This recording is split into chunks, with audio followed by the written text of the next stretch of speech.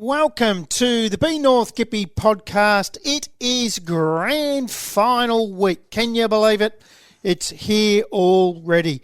And what a final series it's been. In fact, what a season it's been. Football and netball. How about netball? Sale City have all 6 sides in the grand final this weekend. That is just an incredible feat. Apparently they did it last year. I just cannot believe that. It'll be interesting to see how many cups the Bulldogs are taking home this weekend. What an effort. In the footy, well, same sides in the seniors and reserves, TTU and Woodside. And in the under-18s, Churchill take on Hayfield at 9:30, which should be a beauty, where that will be live stream with a full commentary team, as will the senior game at 2:15. So it is going to be a great weekend. I love grand final day. There is nothing better. I was out at Churchill during the week, and to Mark Ainsworth and everyone out at the Cougars, you have got that looking absolutely pristine. It looked magnificent when I was out there on Thursday, and obviously with help from the Latrobe City Council. So hats off to you. It's going to be a fantastic day. Let's go through everything that we need to. It's a jam-packed show. I've got Mick Stockdale from Woodside and Haydn Willaton from TTU joining us for a chat later on. Tess Maxfield will take us through all the netball, but to get us underway, as he does every week, is the big fella, Matty Mosley. Welcome for the last time, Matty Mosley. Good afternoon, Brad. Yes, it's the final one of the year. It's come around quick, and isn't it funny? The first one of the year was after round one, our first year in the North Gippsland League, and it was TTU and Woodside, and guess what? The last game is 2. Yes, and I think we've got the best 2 teams in as well. Yeah, I'm really glad these 2 are playing. Take nothing away from Hayfield, Rosedale and Sale City, but you're right. I reckon we've got the 2 best all year, and it looks like they're all up and about, as in health-wise, and I think we might have 2 sides that have got full lists to pick from, and we'll know early because both their reserves are in the grand final. Yes, and that's very rare when you think about it, having both teams in the reserves as well. So both teams have got full lists. So the training on Thursday night will absolutely be pumping for these 2 sides. Yes, and I'm going to be talking to Mick Stockdale from Woodside and Haydn Willaton from TTU very shortly.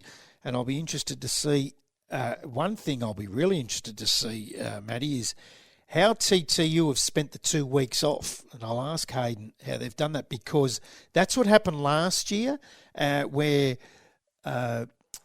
Woodside come through the harder run. They lost the qualifying final by 5 points to Yallourn North. Then they smashed Hayfield by 65 points in the semi, won the prelim in a thriller over Yallourn North by 3 points, and then they win the grand final over TTU by 15 points, where TTU, they sat back, won the second semi straight through. You wonder. It's the same trip. Mental games. Yes. So sometimes, sometimes I've been involved in both, where you've taken the shorter route from the second semi and you put the feet up and you relax and you get over any sort of little nigglies, or you've got extra time to get over them.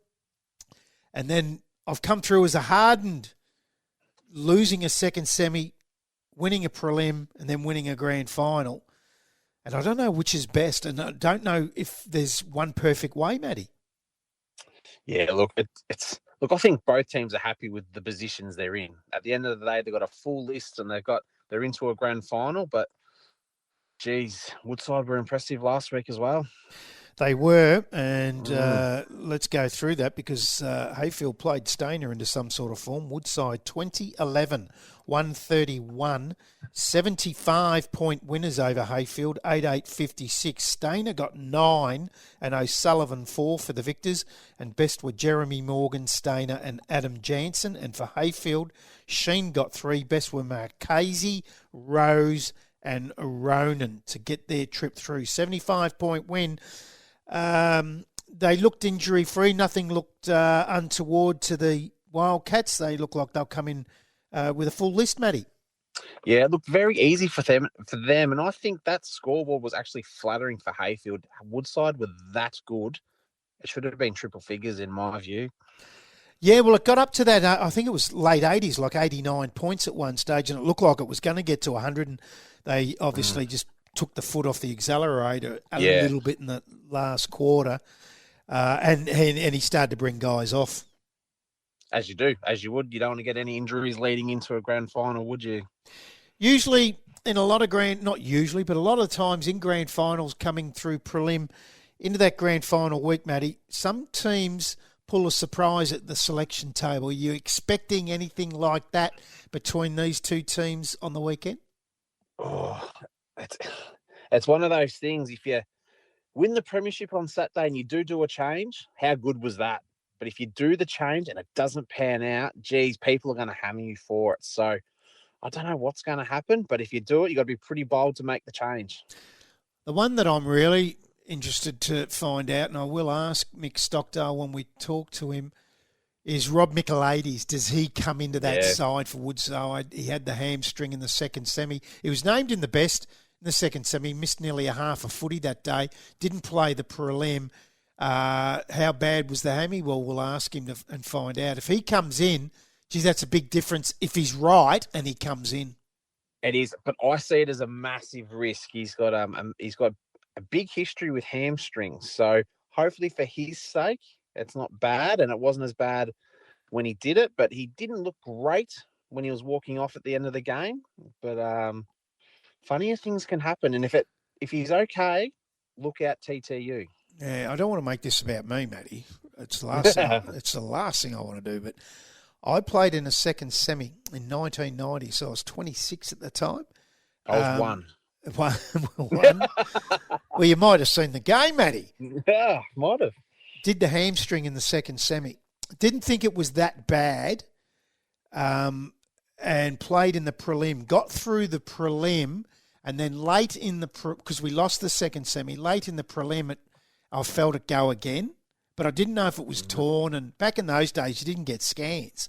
So I didn't know if it was torn. It was just a bit of a strain. So they tested me during the week. I said to the coach, look, I don't think I'm right. And he played me. I kicked 4 goals in the first quarter, and I went to smother a kick, and it went. Didn't take another second's part in that grand final. So it's a hamstring is a thing where whilst you might think it's right, you might go and do a dynamic movement like that was, diving to smother a kick, and that's when it went. So if I had been smarter, I just wouldn't have attempted to smother. But the natural instinct when you're playing is to do that, isn't it? It definitely is. It definitely is. Now, if it's not a bad hamstring, do we see the change of Michaelides sitting in forward line deep? Yeah. Because it's going to cause headaches down there as well. He certainly is. It's interesting. We don't know how bad it was. I would imagine that he had a scan. But I'll ask Mick Stockdale about it. He might not even be playing. He mightn't come back. And don't forget, Josh Kennedy's another one that they didn't have in the second semi or the prelim at Woodside. Does he come in? And what about Savage at TTU? Yes, he's got to. So who comes out is the big question. If this is the case, these guys coming, who do you take out? Oh, yeah, far from us to say who, and I wouldn't want to be dropping anyone. But I have heard grand final. I have heard a rumour all week, and it's been a big rumour. And I was at the grand final function last night at the Italian Australian Club. That's another conversation we'll have. What a great night that was. And the rumour around the room, Matty, was that there might be a player at TTU that's played every senior game that might not be playing on the weekend. Geez, you don't want to be that player, do you? You do not want to be that player. Wow. So when I got told that, I thought, is that because Savage is right and he's coming back in? So you would think... There is a silver lining, though. At least they can play the reserves. That is a massive silver lining. Yeah. At least they're not not playing at all. Yeah, but what sort of frame of mind are you in being dropped from a senior grand final? A shitful one, I think. Yeah. So, Yes. it's it's going to be a big game. We're not going to do the tips yet because there's a couple of other things I want to go through. We're going to name our team of the year on Saturday in the pre-game. Yep. You and I. What about the team of the year that was selected by the league on Sunday? There was one surprise for me, and nothing's wrong. These are opinions, so I don't like people that bag teams of the year. They are what they are, and what it does to me, when I hear people bag those sides, to me it says, well, you're really having a go at someone that's got in there. Like they'll normally say, oh, how come Billy Smith didn't get in? Well, who you taking out? Yeah. But the one thing for me, Jai Nielsen from TTU on a back flank, I think was a faux pas. I think they made a mistake there. Played forward all year.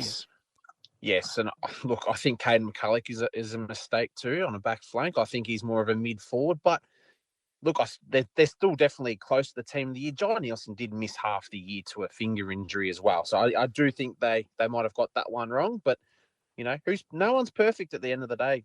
People are giving us flack about the best six from Woodside. Yes, the back Brown, six, yeah. Jack Brown lets us know about it, and that's fine. We think they've got the best midfield. So, it'd be interesting with our team of the year on Saturday. Well, we've been we've been taken to task about our Woodside back six. Not one of them got in the team of the year, Matty. That's all right. We'll see our team of the year on Saturday. Wow, so that's interesting. It's a collective, Brad. It's a collective. It is. The coach was Jack Brown. Well, that's a lay down was there. Yep. They only lost the one game to Rosedale during the year, and so Jack Brown has to get that gig. Dean McDonald was a lay down was there. He wins the goal kicking. He's got to be at full forward, doesn't he? Oh, absolutely. He's the best full forward in the competition. Now, the ruckman, we've got three. Well, there's some great ruckmen, but three standouts to me are Fraser Brawns, Dane McGuinness and Ryan Fote. They went with Fraser Brawns in the ruck and Ryan Fote on the interchange. I'm happy with that.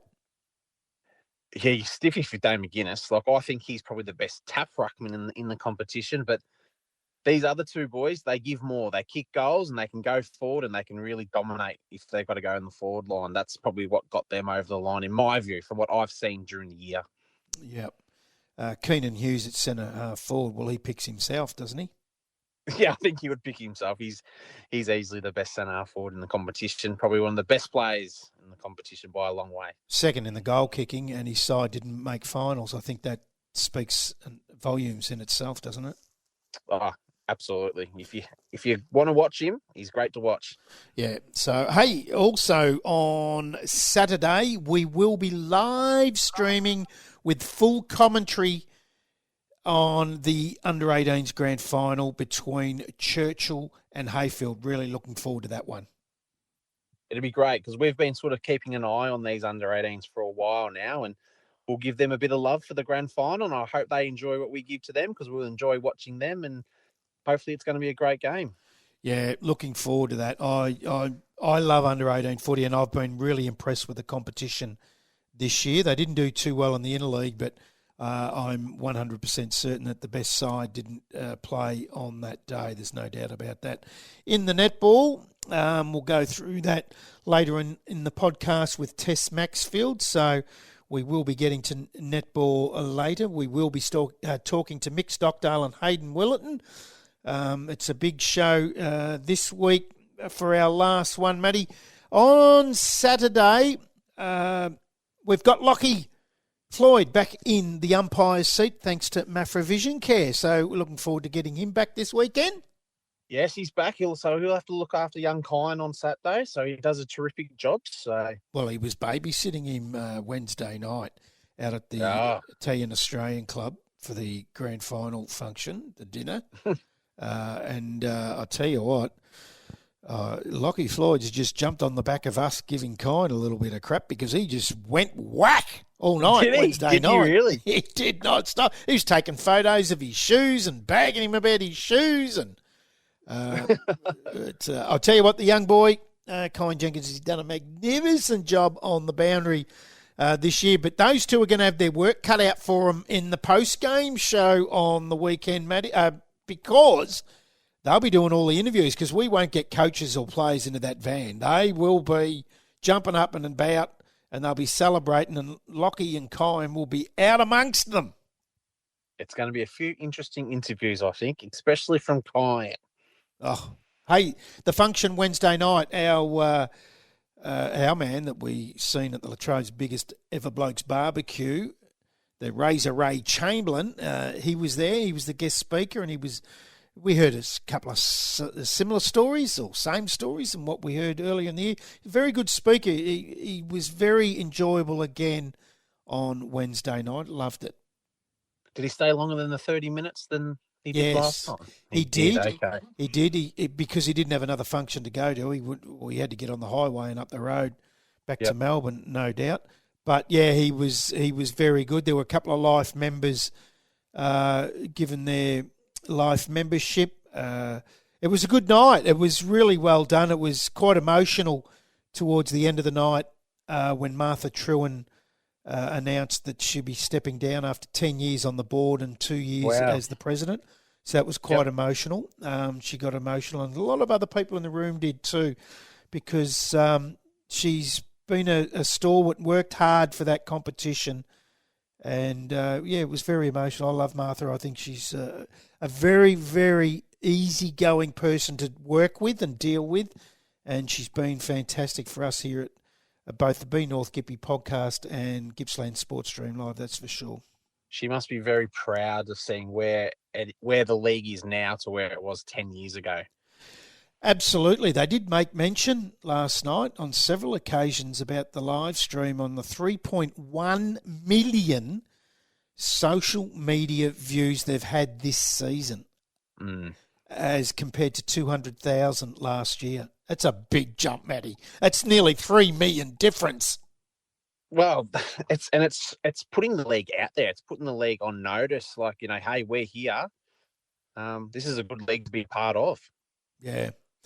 Rob Popplestone from TRFM and Sale Greyhounds and Mid Gippsland publicity officer. And what else does he do? He does he commentates the Gippsland League. Yeah, TRFM League, yep. He hosted the function on Wednesday night, did a fantastic job, and he was right into Razor Ray, but Razor Ray returned serve.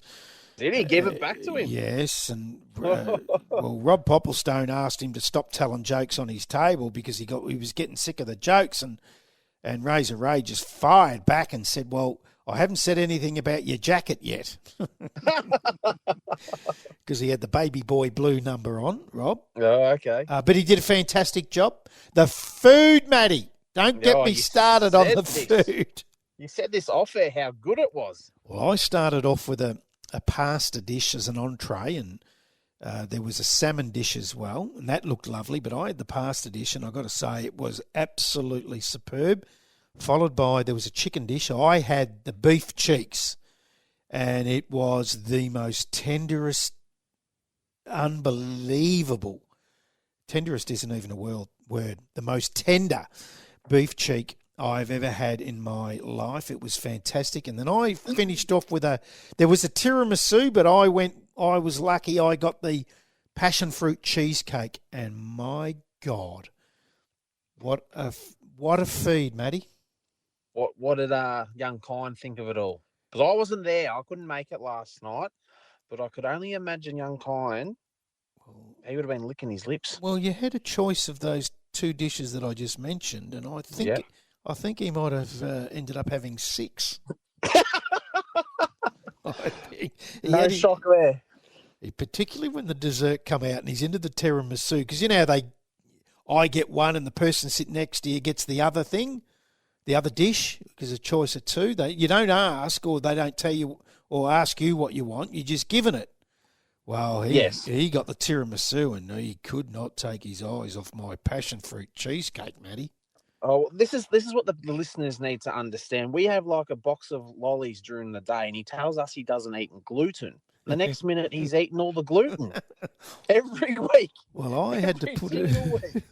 I had to put up a guarded wall of paper and forks and knives around my cheesecake because he was channeling in on that and he was drooling and it was dripping off the chin. And then he'll tell you in the next breath, I don't eat dairy.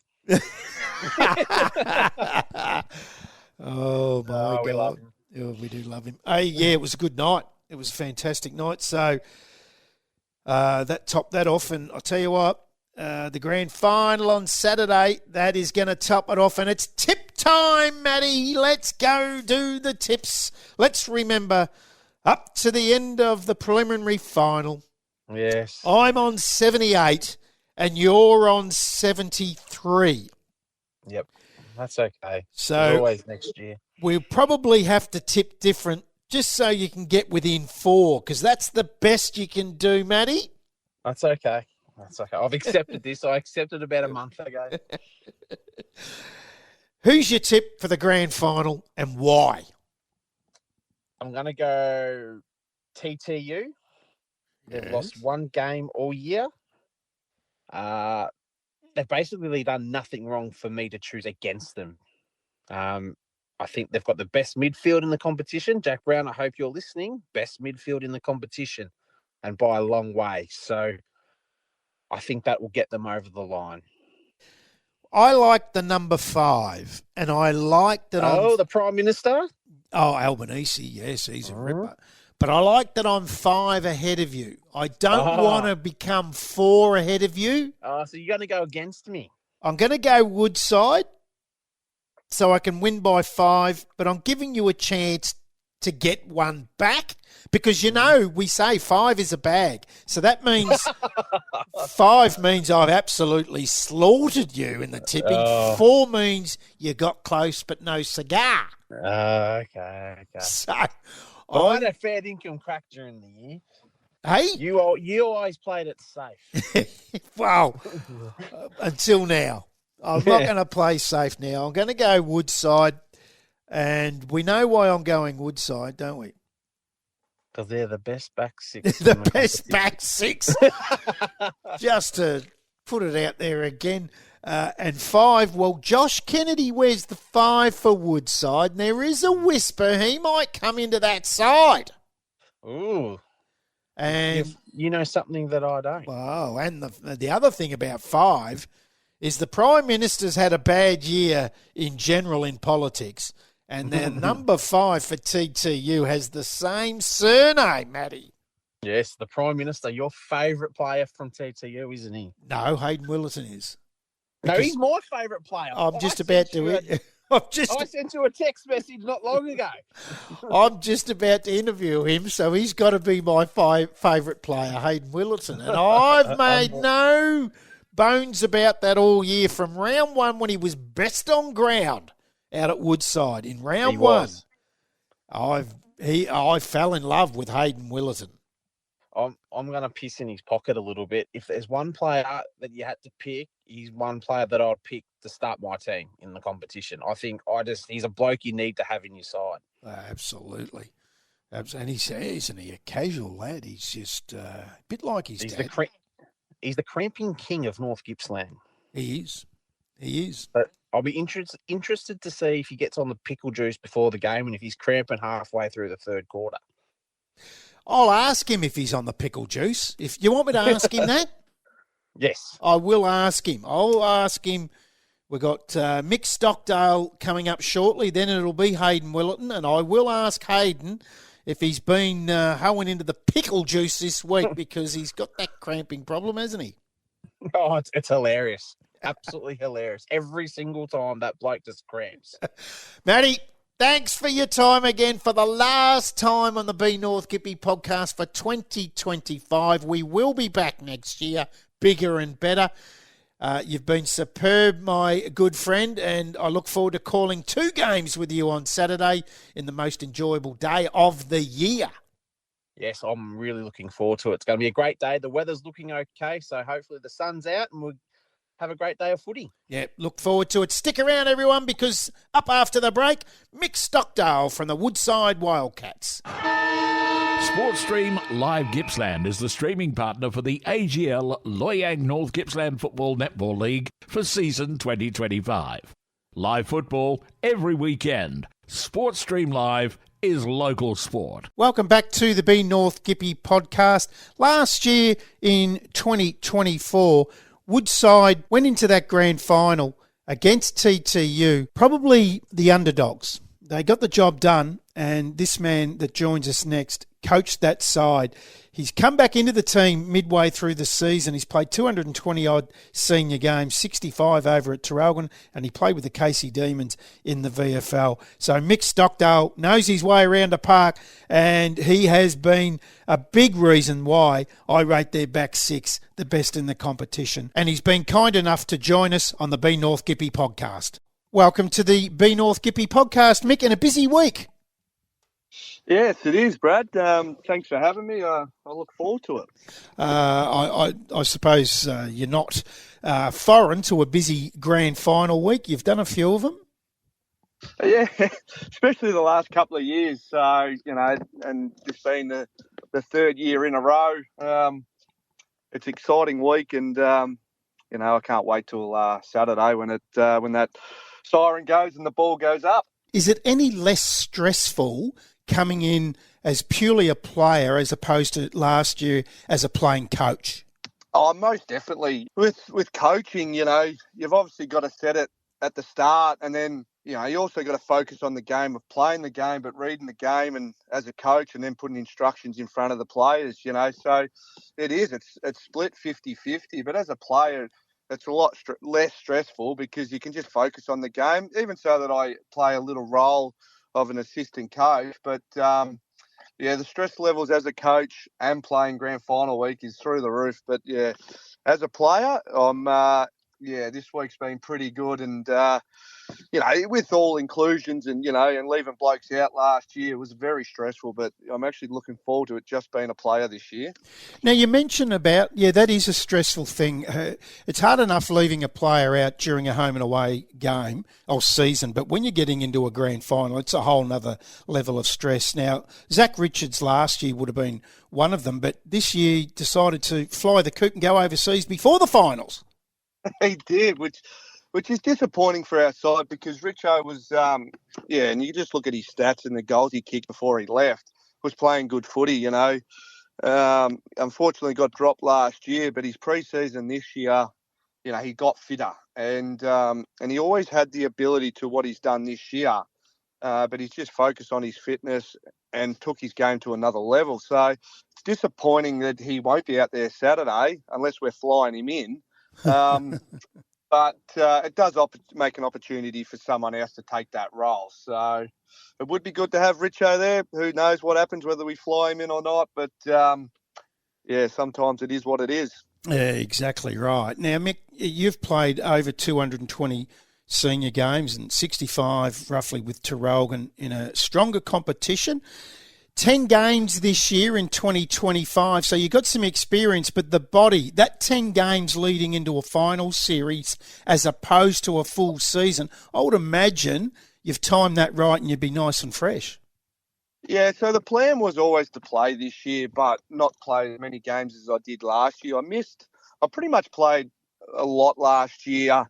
I missed a 4-game patch in the back end of the season because my body was sore. But this year, starting back at round 9 and then playing a few games, having a bye, having a week off, it just helps. So I'm actually feeling fresh, and I haven't felt like this for a few years now. So it's good to have a fresh body. I'm looking forward to Saturday being fresh and not sore. You seem to play your best footy against the better opposition, the top sides, particularly this week's grand final opponent, TTU, this year in round 12 and the second semi. You're in the team's best and were very good. Do you find yourself that you get yourself up for these bigger ones? Yeah, I do. And I had when I was coming up through the VFL, I had a good coach called Peter German. And he said, there's no point playing good against the bottom side. You've got to perform against the top side. And he was a very good coach, and I learned a lot from him. And I took it back then when I was an 18-year-old is, you got to play good at most weeks, but you got to do it when it really counts. And finals, good sides one, but finals is another. So if you can perform in finals, it just helps and it just makes your team a lot better. So I have focused on that throughout my year, but yeah, I did have a good mentor when I was growing up. Now, your slow start 2 weeks ago in the second semi against TTU, you were trailing by 19 points at quarter time. You were 20 points down again at three-quarter time. Just fell 5 points short in that one. Have you guys addressed either the Bombers' quick starts against you or your slow starts? Yeah, so a slow start sort of backdate to a couple of years ago, and then even last year we always had slow starts and we always focused on it. And we could never pinpoint what was actually going wrong. But I think this year, Beach, the coach, has really focused on that and set a real plan up for the first quarter, so we're not too far behind if we do have a slow start against a good side, which we have had this year. But the wind played a part in that second semi. I thought we defended well. We probably could have been a couple of goals, worse off. And then probably in the second quarter, we didn't capitalise on the wind. And then we did come strong in the last. So we do speak about it. We reckon we've rectified it a little bit. But there is some games there where we do find ourselves behind the 8 ball in the first quarter. So your defensive 6 or 7 have been the ones that stand out to me when you talk about your defensive area. They seem to be really process-driven as opposed to any sort of match-up on anyone forward. Is it a concentrated effort to get yourself free and the ball in your hands on transition? You most definitely. Again, Beej is focused on everyone playing a role, and then everyone can match up on everyone. Tall or small. And it is a thing to try and free me up. I love kicking the footy, not bad at hitting targets. So there is a process there where we try and free me up and get the ball in my hands. And in saying that too, we also try to free a couple of the others that are back there that are good kicks also. Yeah, from what I've seen from an outsider looking in, your short kick inside defensive 50 is absolutely elite. You seem to look for Adam Jansen, and his second half of 2025 has been terrific. I mean, he was great in your grand final last year. It's just his second half this year. His exit kick has been a real weapon for you. Yeah, from where he's come from last year to this year, he's just growing in leaps and bounds, and with his powerful long kick, you're right, that's, we try to use my short kicking and then get the ball into his hands because he's so quick and he can run. He can cover 15 metres, easily, and then he bombs it because he kicks so long and, he only has to run 15 metres and then he's launching it inside our 50. So that is a key to get the ball in his hands outside 50. It's interesting you say that because we've made mention off air when we talk about these two sides that the kick that comes out from Jansen that hits either Stainer or O'Sullivan, the numbers would be incredible. Oh, you only have to see what he did against Hayfield on the weekend. And that was exactly it. He got it outside 50, took a couple of bounces, and then O'Sullivan and Stainer are leading at him with an open forward line. It's a forward's dream to lead at him. It's great to watch and call. I can give you the tip on that. Hey, the midfield battle for me, again, is mouth-watering. Always is between these two sides. This week, Rob Michaelides missed the prelim.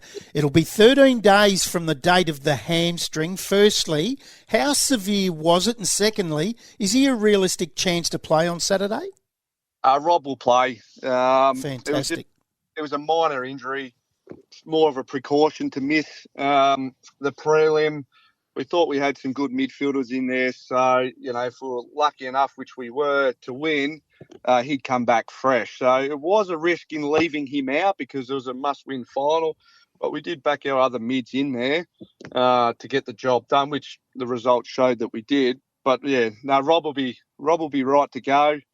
He'll be a hard matchup and fresh. So I'm looking forward to what he can do coming late to the Woodside later part of the year. So I would imagine then the other one for question, he didn't play in the second semi or the prelim. He's been good this year. Josh Kennedy, is he any realistic chance of playing? Yeah, JK will play. Again, he missed the first, and then we're like, well, why risk him for the second? And that's what we did. We rested him, but he will play this week. And again, I think it would be 3 weeks off, so he'll be fresh. And he doesn't need much to get into the game. You know, he's tackling pressure, he's in and under. So I think he comes into the game with the finals pressure as a perfect in for us. When you say that, and we started this interview off by finding out that you find it's a little less stressful coming in as a player and not a playing coach this week. Those two comments you've just made with Michaelides and Kennedy, it's a stressful night for Ben Johnson and the like this week. Two have got to go out. Yeah, that's right. And, you know, I've spoken to him about it. It's all about trying to get it done early. I had to do it last year to 4 people or 4 players, bring 4 in. So it's always good telling the blokes that are coming in. It's always hard to tell the blokes because everyone's upset. Everyone wants to play in the grand final and everyone wants to win. So, you know, my advice to him is do it early and then you can focus on everything else. Absolutely. Hey, Mick, last year's grand final, your lead into that was quite similar to this year's. You lost your qualifying final to your Lawn North by 5 points. You smashed Hayfield in a semi. You win the preliminary in a thriller again, just the 3 points over your Lawn North, and then you win a grand final by 15 points. TTU have had the same avenue in. They win a second semi. Is there any rhyme nor reason? Some people say they want to be match hard and some say they want the rest to freshen everyone up. Is there any... There's no formula, I would imagine, but I would imagine also your avenue in this year, you would be pretty happy with that. Oh, yeah, most definitely. Like last year was, it took a lot out of me as a coach with, like you just said, losing that first final. We always found it hard matching up against your Lawn. And, you know, we lost 3 players out of that your Lawn match through injury. And then we beat Hayfield in the conditions at Glengarry that was so bad, like with the wind, and then again went to Hayfield to play your Lawn, and they had their chances, and then obviously we rolled into the grand final, and I'd love to talk about that, but we don't have all day. But Hayfield, like you said, TDU had the same run in as last year. They've had it the last 3 years. Last year I would have said it would have been good for us to have a break, but this year I reckon we're cherry ripe. You know, I reckon they're sore. And they're probably going to come off with, you know, 1 game in 4 weeks. Like, there's a chance that could hurt them too. And, you know, as long as they're training well, but if they're not or if they're dropped, you know, that could also hurt too. But it is a mind thing, you know. If you've got the right mindset, it doesn't really matter. But I think this year it's helped us playing all through the final. Don't get me wrong, you always love a break. But how we've managed our players this year, I think we're cherry ripe there, the way we've gone in. Mick, one thing's for certain, it is going to be a ripper. It's a mouth-watering game when you go through it all. And the 2 best sides have got there, which is always a good thing. I think these are the 2 sides that have shown, not only this year but last year, that they deserve to be there on the last day in September for the season. All the very best. Thanks for joining us today. Been a monument to the game and should be an absolute ripper. We're looking forward to it, mate.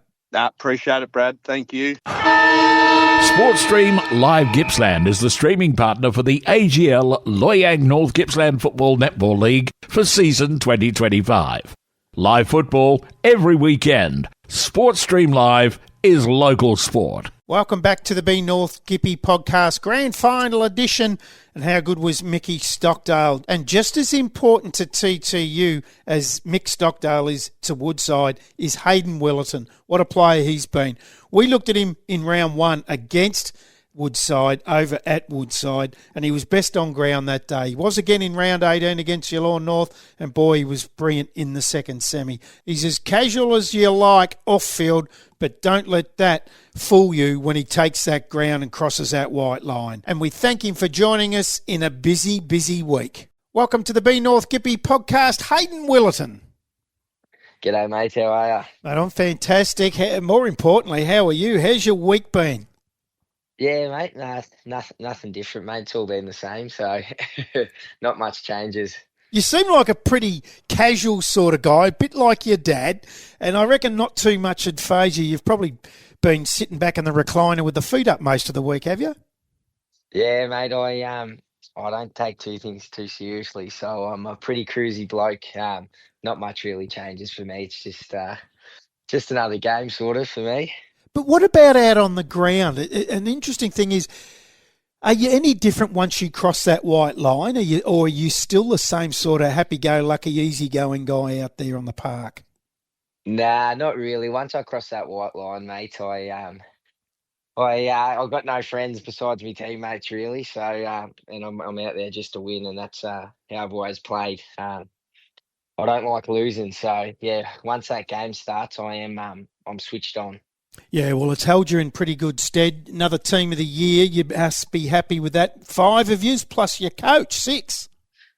Yeah, we well, I reckon it's well deserved from a lot of our team as well. I reckon we've had some pretty good years by a few players, and yeah, they've got the reward for it. But it doesn't matter if we don't get all the way in the end. I don't reckon. Well, that's true, isn't it? I mean, at the end of the day, Haydn, I think this is what we play footy for, isn't it, with what's going on Saturday? Yeah, definitely, mate. All the awards and all, it's nothing, mate. We all play for that that cup at the end of the year, mate. So yeah, hopefully everything goes to plan and we can end up on top. It's going to be a ripping game. The one thing from an outsider and a footy lover looking in, I'm really glad it's these two teams playing, because I think that they should be for one, but it makes it a great spectacle for everyone. If it's half as good as the second semi-final, I'm tipping we're in for a big day Saturday. Yeah, definitely, mate. I reckon it will be as well. They're a very good team, and every time we've sort of played them, it's been very close games. And there's a couple, like last game, they nearly pipped us in the end. But yeah, I reckon it'll be a very close game, and it'll be a hard fought game. So I'm going to ask, I mean, with what happened last year, you go down by 15 points in the grand final to Woodside after being the side by a fair margin, really, throughout the season. Has that been spoken about, probably not during the year, but the last month? Does that come up at all? Oh, not really. It's a sort of new year, and we sort of just forget about last year. Don't get me wrong. There's some bad feelings about last year, and you get a bit angry. But this year we're just focused on this year, and yeah, really, that's about it. Yeah. So when you say there's a little bit of anger, is that personally, would that be some real a burn in the belly to really want to do better this time? Yeah, there always is, mate, especially when you lose one. There always is that bit of extra burn in your belly. Yeah, 100% an extra fight. But, yeah, either way, I reckon without that last year, we're still going to the game the exact same with that want anyway. I look at the midfield, and to me, I know it's been controversial. I've said that Woodside's back six are the best back six in the competition. I know you guys have had a little bit of a chuckle about that. But I actually think you've got the best mid six going around right through that area. And I mean, 3 of yous into the midfield in the team of the year as well anyway. So that I think whoever picked the side agrees with me there. But Woodside didn't get a player in the back six in that team of the year, so I've probably got some egg on me face at the moment.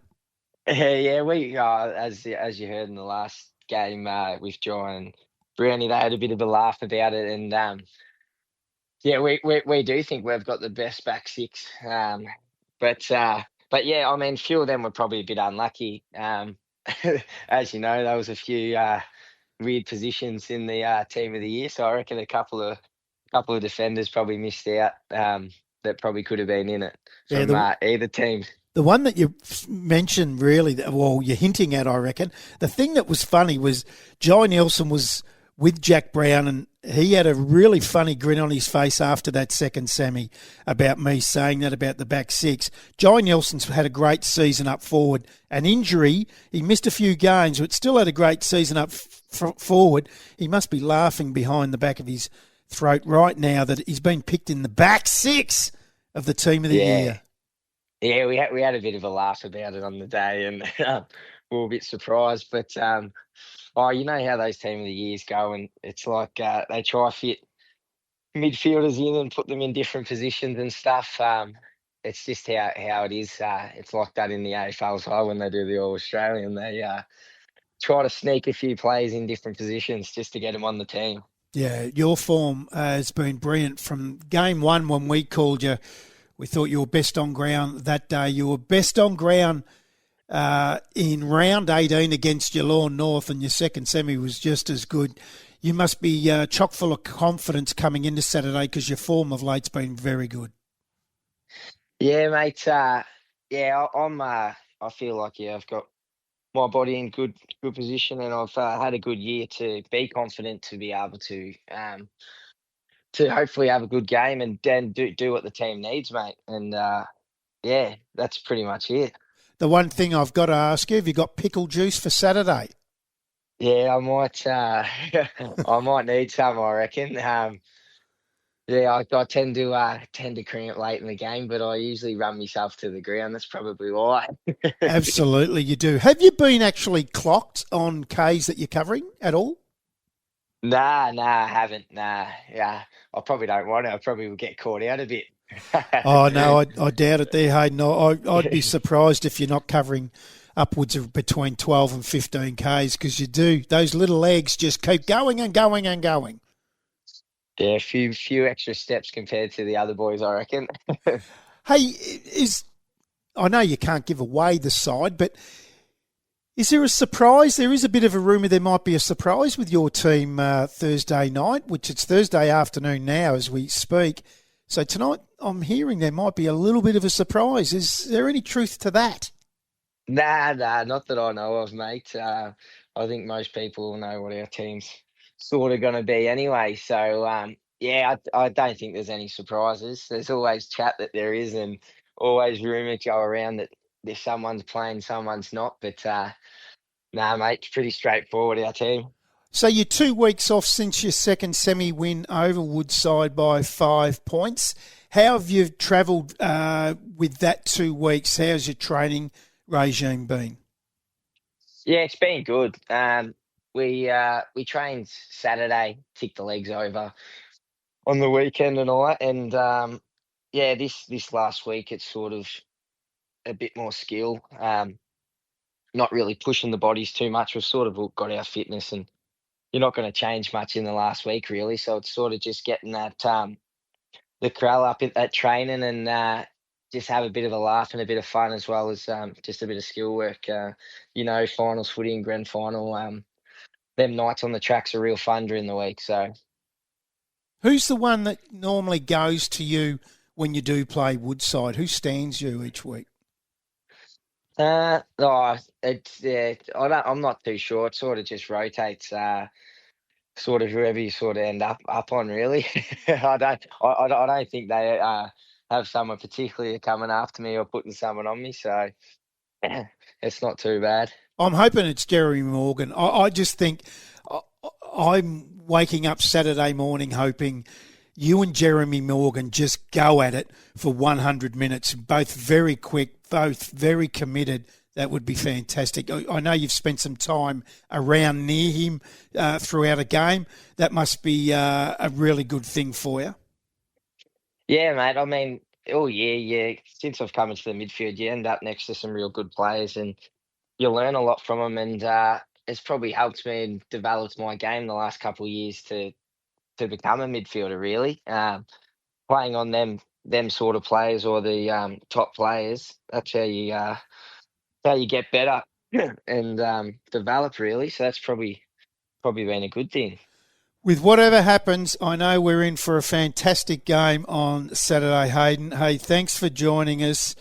Congratulations on the Team of the Year, a fantastic season that you've had. And let's hope that you can get the chocolates this time around on Saturday at 5 o'clock. Cheers, mate. Thanks for having me. Sportstream Live Gippsland is the streaming partner for the AGL Loyang North Gippsland Football Netball League for season 2025. Live football every weekend. Sportstream Live is local sport. Welcome back to the Be North Gippy podcast grand final edition, and we've spoken a lot about footy. We've spoken to TTU Woodside and Maddie Mosley, and now it's time to talk a little bit of netball, and Tess Maxfield has been absolutely sensational in the weekly live streams throughout the final series. Her commentary and her input has been brilliant, and she joins us for the last time for 2025. Welcome, Tess. Hi, Brad. How are you? I'm fantastic. More important, how are you in this big week of grand finals? I don't think there's a better week of the year. You can have Christmas Day, you can have Easter. I'll take grand final week every day of the week. Same. It's absolutely my favourite time of the year. Grand final eve, everyone's nerves. Hopefully everyone is feeling pretty good. Yes, and if they're not, well, if they haven't got a pulse right now, there's something wrong with them, because I know the weather's going to be a little bit iffy, but it's going to be okay. It's going to be nothing like we had last year, which was disgusting. With the rain. It was unbelievable. I've been out to Churchill during the week and had a look at the courts and the ground and what they've done there, and it looks unbelievably good. So to dip me lid to Churchill Football Netball Club, they have it looking brilliant. I think they get a fair bit of help from the Latrobe City Council too. It's a great venue for watching the footy and the netball, having the netball right there at the top of the hill, and you can just kind of turn around and also see the footy. It's a pretty good spot. Yeah, that's what I love about it. And concrete parking all the way around. If you get the rain, well, no one's going to get bogged. Hey, last week, the preliminary final in A grade, Sales City got up by 5, 37 to Hayfield 32. I think you might have gone Hayfield, did you? Yeah, Faith, who joined me last minute from TTU, we both tipped Hayfield with that one. I really thought that the home game advantage would help Hayfield get over the line, but yeah, City did a pretty similar thing to what we saw against Gormy at your lawn, and got that jump off pretty early, and Hayfield couldn't really bring it back. I think the only time Hayfield went in front at any stage, I think they only got to like even at one point. Yeah, no, it was a great game to watch. I've got to say, I just think this is incredible, and I know they did it last year, but Sales City to get all 6 sides into the grand final on Saturday is just unbelievable. To do it 2 years in a row, Tess, is amazing. Yeah, I would love to know what they've got in the water or in their Thursday night dinners over at Sales City, because they're obviously doing something right. The netball program over there is obviously got to be the best in the league, so it'll be a great day for City out there. There might have been another time they did it. Did they not win one? Is that right? Yeah, I played in the B grade final. I think they had 5 in. I think they only won 1 out of that.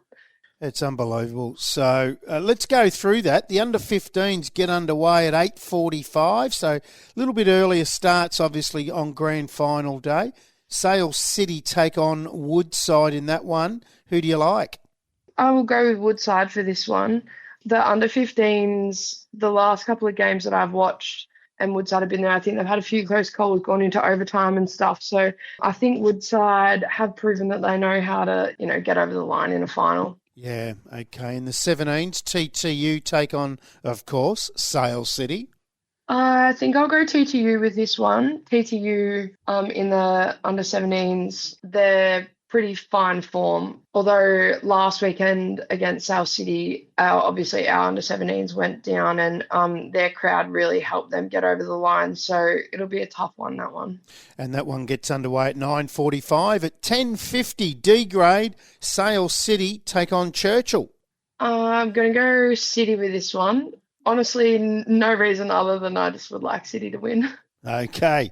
A C grade. Now, our boundary rider for the umpires, Lockie Floyd, he has a partner playing in this one in the C grade for Sale City. They take on TTU at 11:50. I'm going to go TTU with this one. They've got some really keen-eyed shooters in that team. And I think, if the weather's looking good, they'll probably get over the line.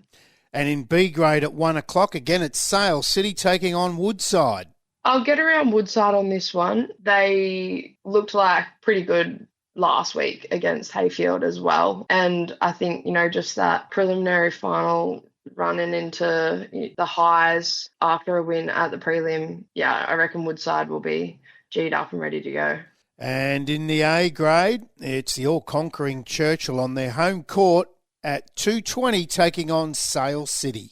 I think I'm going to back in City here. Yeah, they're just super well-versed finals. It's hard, though, because, Churchill with that home game advantage, but I think the City girls, they'll get it over the line. Okay, that'll be interesting to see. Hey, the team of the year was announced on Sunday at the vote count out at the Traralgon West Sports Complex. Anything there that any surprises, I suppose? Probably no surprises. We had goal shooter in Maddie Dark and who won the league best and fairest, and then Courtney Stevens-Rizzle runners up in goal defence. We've got Charlotte Ronke in goal attack, who will be playing on the weekend, and Indigo, unfortunately for City, she won't be taking the court. She did her ACL, but she's such a good player, so I think she, definitely deserves to be in there. And then a few more Churchill girls in there, so pretty stacked team of the year. We should, and we'll get to watch a few of them play on Saturday.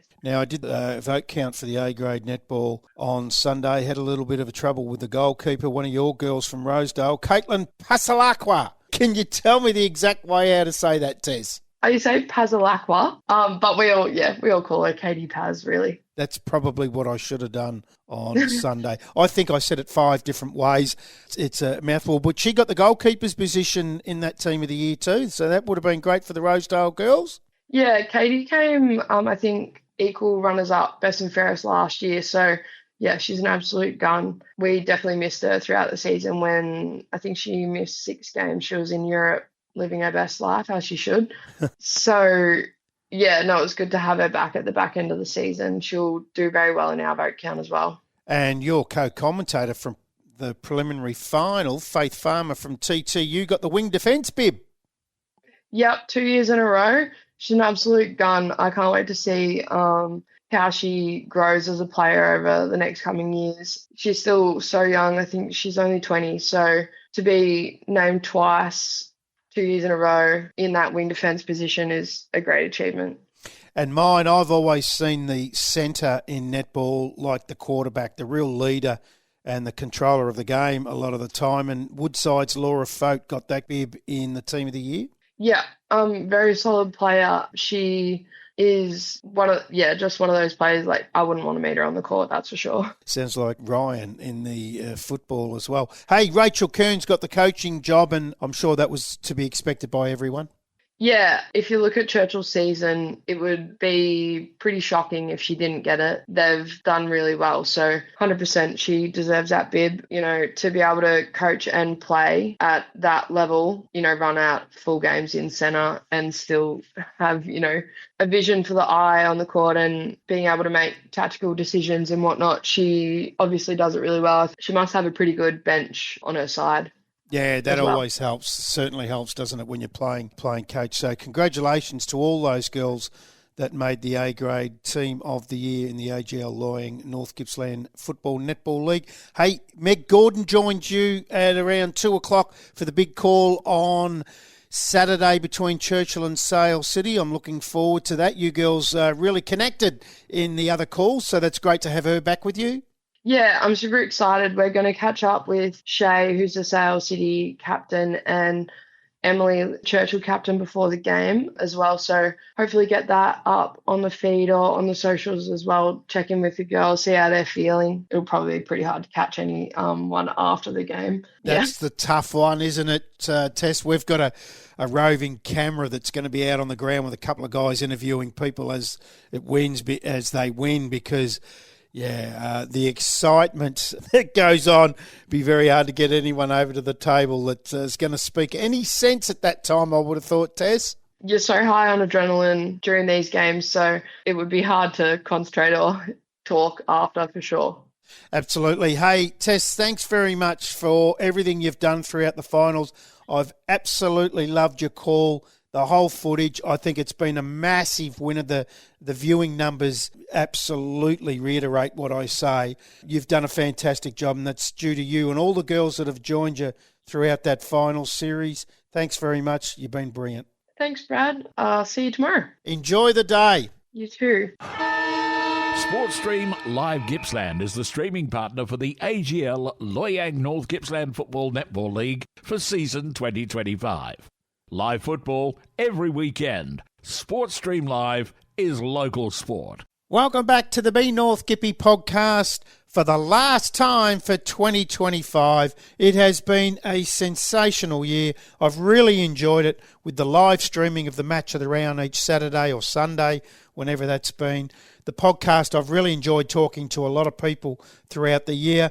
It has really been an enjoyable season, probably my most enjoyable season of covering football in the media. The people and the clubs and everything about this competition is fantastic. You should all be congratulated. The hard-working board that really don't get enough credence on what they do. They're volunteers and they work their butts off. Emily McDonald in the publicity part of it that has been fantastic to work with this year since she's jumped on. And Kelly Spooner in admin that we have a bit to do with as well. And put together that Sunday for the vote count.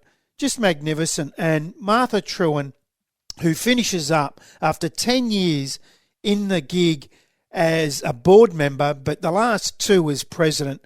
Very easy to work with, a nice lady, works her butt off as well, and has been super for the competition. And to all the other outgoing board members, I think it's Bernie Willaton and Brendan Garrett, who, gee, I've had some fun with those guys throughout the year. Just, again, so easy to get on with. Nothing's too much of a problem, and just good blokes. So to all those guys, thank you. But most of all, thank you, the clubs, all the coaches, the team managers, the footy managers, presidents that have helped put a lot of this together and been so good with their time and their admin of getting teams off to us. I really can't thank you enough. Without the clubs, this doesn't happen. Enjoy your weekend. It's going to be a great grand final on Saturday out at Gaskin Park. If you can't get out there, tune into the North Gippsland YouTube channel and watch all the action of under-18s, the A-grade netball and senior men's. And to my great mate, Matty Mosley, who's helped out throughout the year with the Be North Gippy podcast, been brilliant on the live streams on a Saturday. Thank you very much. Been a pleasure working with you in 2025, and we look forward to being back in 2026.